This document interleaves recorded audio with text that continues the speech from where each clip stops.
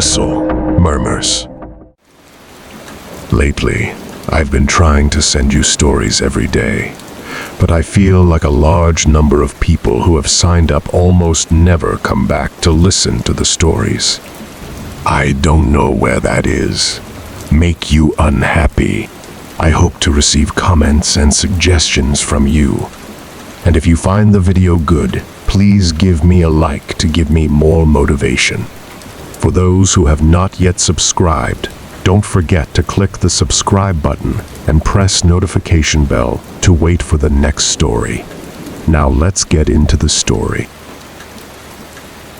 Police officers have always gotten a bad rap for their authority over us, which is very often abused. However, the police are the first ones to get called into action whenever trouble arises, and they'll no doubt see some disturbing stuff. Here are 4 haunting stories of former police officers. Story 1. I was a cop for 30 years. I retired at the age of 50, so of course I had some weird calls.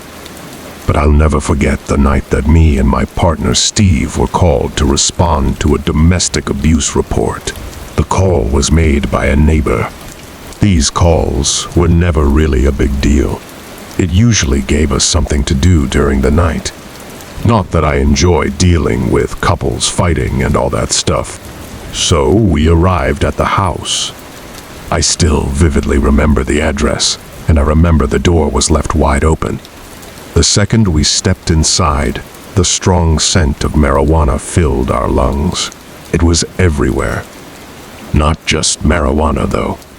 There was a strong smell of chemicals, which we assumed was either meth or cocaine. We made our presence known by asking for the couple to come out into sight. A thump from the upstairs gave away their position.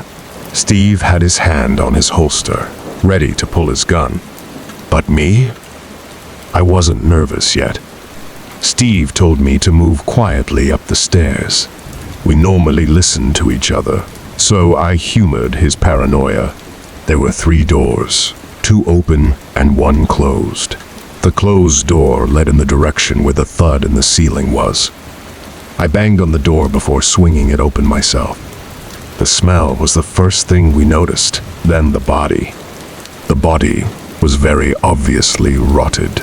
We knew even in the dark. We pulled our guns. Steve turned on the light. I told him to scan that room while I scanned the rest of the house. I was shaking all over now. I hated my job at that moment. I wanted to run back to the car and leave, for I was sure I could die at any moment. I found my hand to be stuck on the doorknob until I finally had the balls to turn it and push the door open with force. I turned the light on, but there was nobody inside. It was a disturbingly tiny room. No windows and no furniture, except for a dirty old cot. Steve suddenly screamed, and I rushed across the hall to see what was going on. There was some shirtless guy laying flat above one of the dressers in the room. We had him at gunpoint, yelling at him to come down, when something grabbed my ankle and tried to pull me to the floor.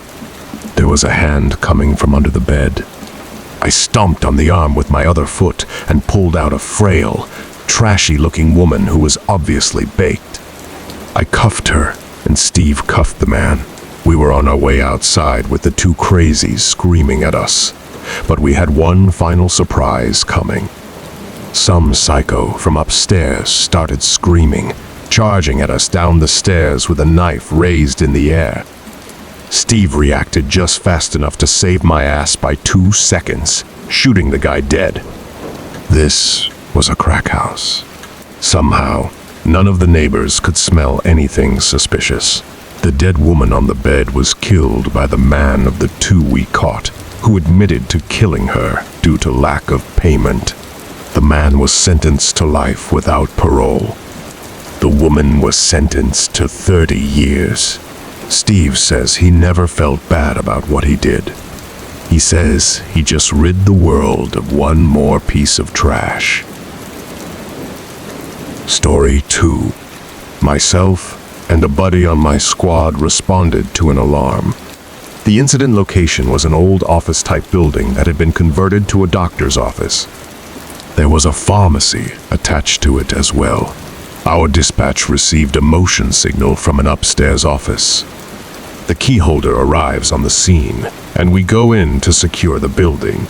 The stairs were locked behind a door that, of course, the key holder didn't have a key to.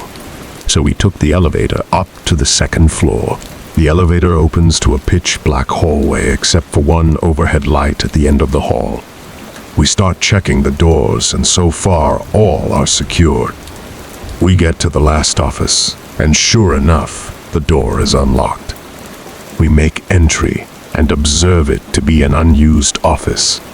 The door opened to a sizable waiting room and reception area. There were about 10 or 12 exam rooms, all cleared with no hiccups. We exit the office, and immediately, something seems off. That's when I realized the overhead light at our end of the hallway that was on before had been turned off.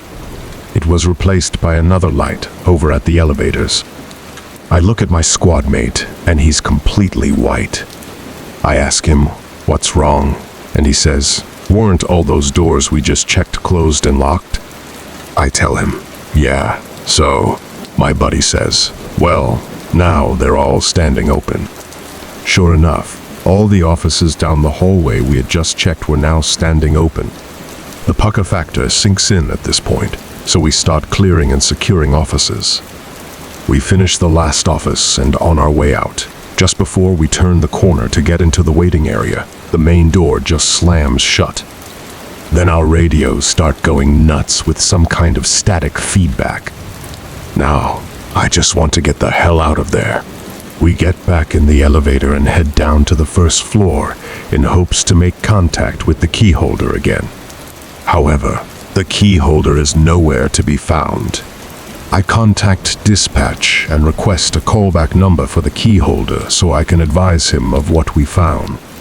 Dispatch states that the key holder was still en route to us and was advising an ETA of 5 minutes. I advised dispatch that we had already been out with the key holder. Dispatch requests I give them a call. I call dispatch and she tells me that there is no way we were out with key holder.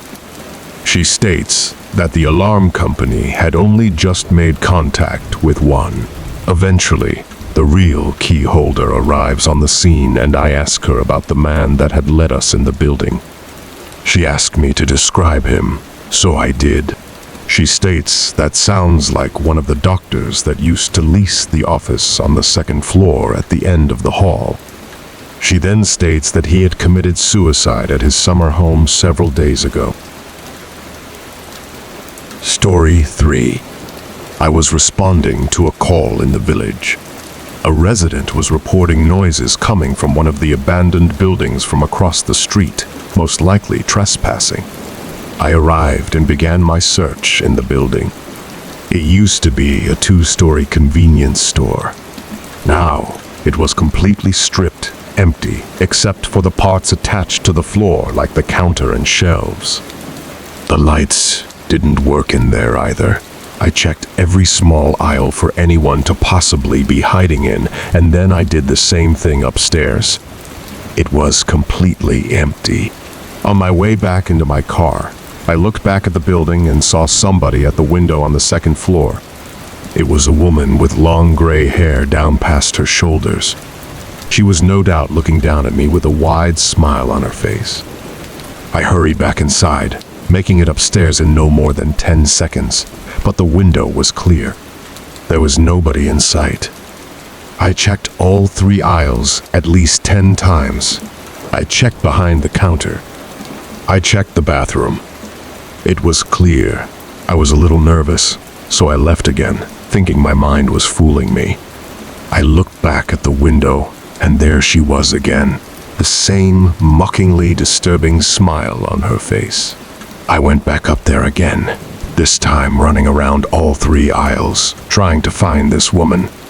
I was about to give it up once more and leave for good when I noticed something in my peripheral vision.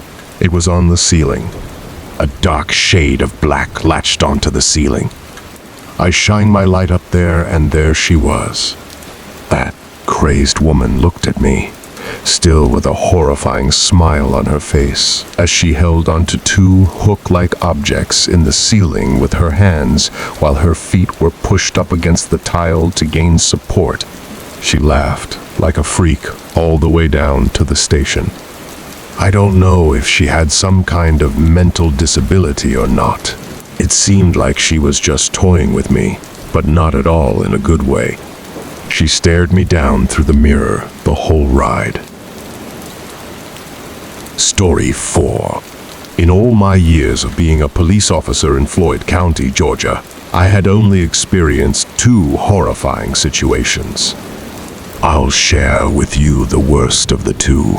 It was a slow night, and I was patrolling the dirt roads in my cruiser.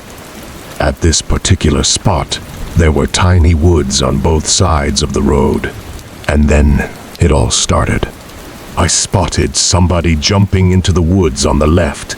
I only saw half of them, though. They were gone so quickly. I pulled up closer and shined a spotlight into the woods. I didn't see them. Unfortunately, it was kind of my job to check on things like this, so I hesitantly stepped out from the car and began searching. In a moment like this, I was so ready to pull my gun, as I was actually terrified. And then the cliched snap of a branch from behind a tree almost made me want to run back to the car, but I instead did my job and called for them to come out. Someone wearing a mask stepped out from the tree. I told them to raise their arms, take off their mask, and come to me slowly. They raised their hands, but they didn't remove the mask. I tried to demonstrate my authority by yelling this time, ordering them to take it off. They looked as if they were about to take it off, when suddenly he or she looked to their left and then back at me. I heard footsteps coming from my right. I drew my gun. I yelled as loud as I could for everybody to come out with their hands up. You may be thinking, why? Well, if you were in this position, in this setting, another person wearing a mask walked over. This one holding an axe. I had my gun locked on him. But suddenly, footsteps started coming from all directions. I looked around, and I was surrounded. There were at least 10 strangers wearing masks, surrounding me almost in a circle, with only an opening behind me. Half of them were armed with axes and the like.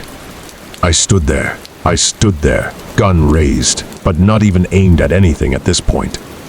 I felt like I was going to throw up. One of them, I'm not sure which, finally broke the silence, telling me in a muffled, deep voice, "Go away." My heart dropped as he said this, in a way that I knew I was going to live. I turned and ran for the car, driving down the road half a mile, all while calling for backup. As you would guess, the whole group was gone from the woods when a search squad arrived. I have a theory on this, however. I believe that what I witnessed was some kind of fucked up secret society that was planning on trapping an innocent passerby, and I think that whoever jumped into the woods as I was passing recognized my car as a police car and tried to hide.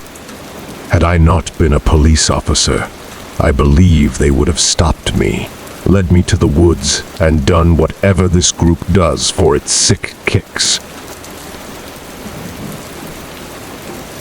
Thank you for always supporting the channel and welcoming its videos.